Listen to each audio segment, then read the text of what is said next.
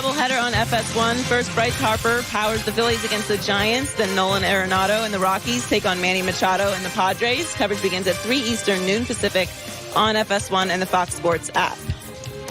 Antonio Cromartie played for 11 years, 4-time Pro Bowler, and wants to be a coach and interned a little bit for the New York Jets. Yes, You will be a coach. You're a very good communicator. You only come on our show like once a year. You're always welcome. You're a busy guy. Hey, I'm willing to come on, and this is how you need me here. Okay, so you were with the Jets. I just want to clarify, because I live in Los Angeles. People think I like the Jets because of Sam Darnold, and I do love Sam Darnold. Okay, you were at camp. You intern as a linebacker coach because Todd Bowles said you know enough about corners. come coach the linebackers. So you dealt a lot with Sam Darnold. What did you see every day? His decision-making was the best I saw from a young guy. Not only that, man, he gets the ball out of his hand so quick. Learned the offense and picked it up very well. Can make every single throw.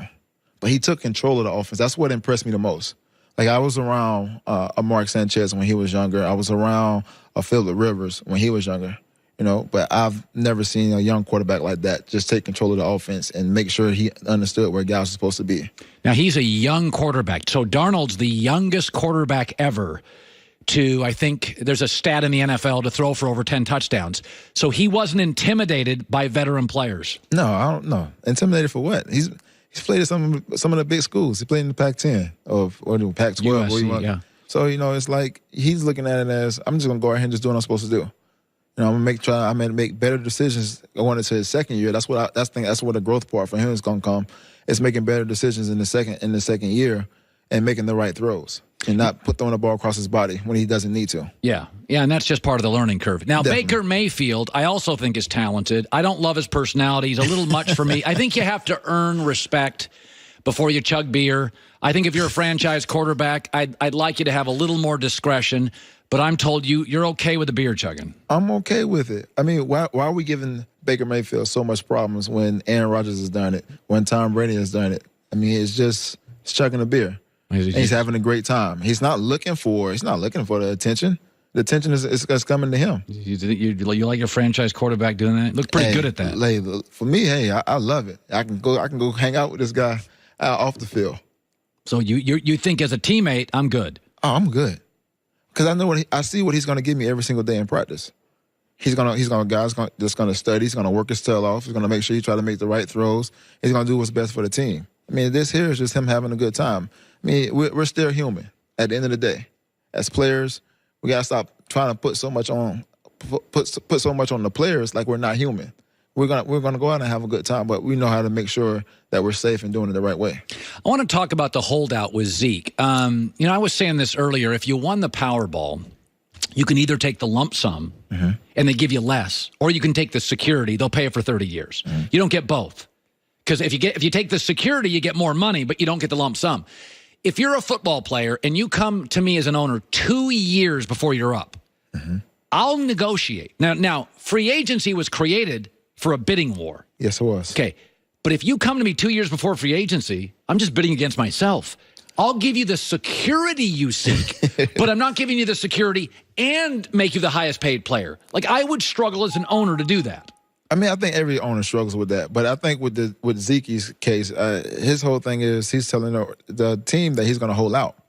You're going to hold out for what? You hold out, you're not going to get a credit of the season, so they still got 4 years for you. Not only that, but what are you going to do? You have 2 years left on your contract. They don't have to do anything at all.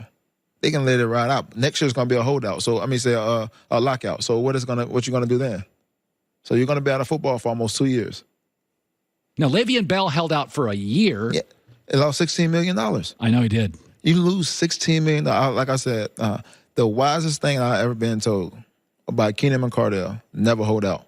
Lost over $1 million or $2 million a year. Keenan McCardell, UNLV football player, wide receiver, Jacksonville. Remember him well. Yes. Held out. Had a long holdout. I think he said he lost over $1 million or $2 million some dollars. And he said, I never get it back. So at the end of the day, I understand the logistics of everything that you want to do. But let's be smart. Why throw away money? Like Zeke's right now is losing $40,000 a day. You will not ever get that money back. No matter how big your contract is, you'll never get that money back. because now you're losing that money on top of the money that you could have received on a long-term deal. Now, I believe you have to pay Dak. There are those that say next year's draft has 3 good quarterbacks. Dallas could trade some of their good linebackers. I mean, I just look at Dak, and I think the eye test, Antonio, is tricky. Yes, it is. Eli Manning didn't pass an eye test. Okay, Cam Newton passes an eye test. Baker Mayfield doesn't pass an eye test. Russell Wilson didn't pass an eye test. Tom Brady at the combine didn't pass an eye test. There you go. Yeah, when it comes to quarterbacks, I'm looking for a lot of shoulders up. When it comes to toughness, availability, decision-making, I like Dak. Now, eye test, he doesn't have a great arm. Matt Ryan doesn't have a great arm. No. Matt Stafford passes the eye test. He's got a great arm. I'd pay Dak. What do you make of him as a franchise quarterback? Do you think he's a franchise quarterback? I believe he is. I definitely believe he's a franchise quarterback, but where do you put him at?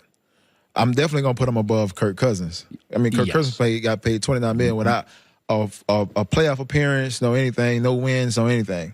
So has Dak proven himself to be that quarterback to get $30 million? Yes. He's proven himself at least as much as Kirk Cousins. Oh, beyond Kirk Cousins. To me, I agree. honest. I agree. I think he's proven himself beyond Kirk Cousins, and I think he should be able to get paid. But it's the whole thing. You have those 3 guys. You have Amari Cooper, you have Zeke, and you have Dak. So now, who are you going to pay first, and how is everything's going to work out? You say you want to put all of them in the top 5. That's not going to work for everybody.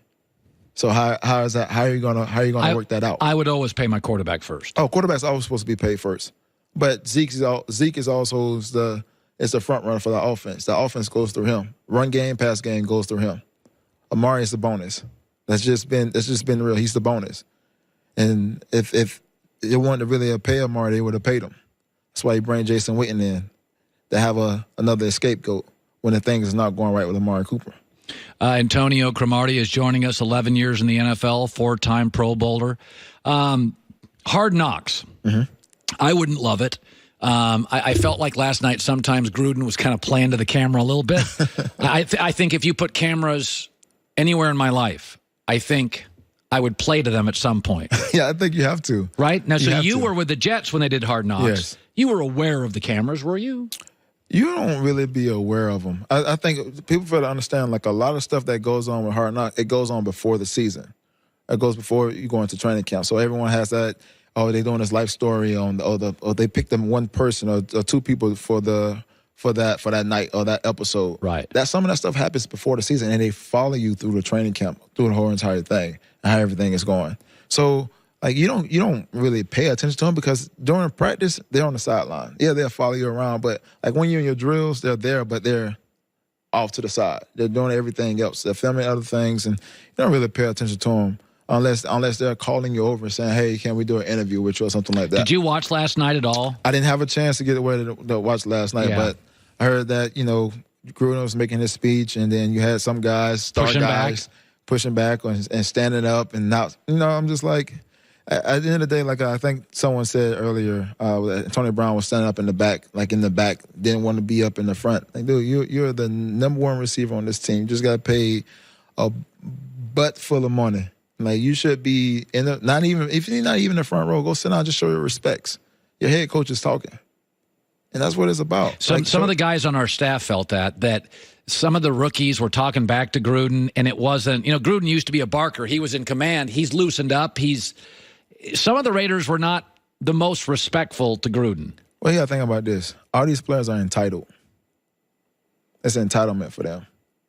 It's not. Did you feel that at the end of your career it was more and more happening? Yeah, it's more entitlement. It's when you bring in the young guys, it's more about entitlement than it is going out and going to work for what you have. So take me to your rookie year and take me to your last year. You noticed the change. For my rookie year, man, I had guys, Quinn Jammer, Drayden Florence, LT in the locker room, Randall Godfrey, Donnie Edwards. I had veteran-type guys in the locker room. So it was no point in us feeling entitled. Hey, they welcome me, man.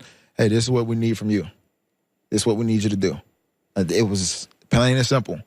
You know, I had Marty Schottenheimer as my coach. So you had a bunch of strong leaders when you came into San Diego. Definitely. Then as you ended your career, did you feel like players coming into the league had a little more bravado, a little more attitude? A little more attitude of not being coachable.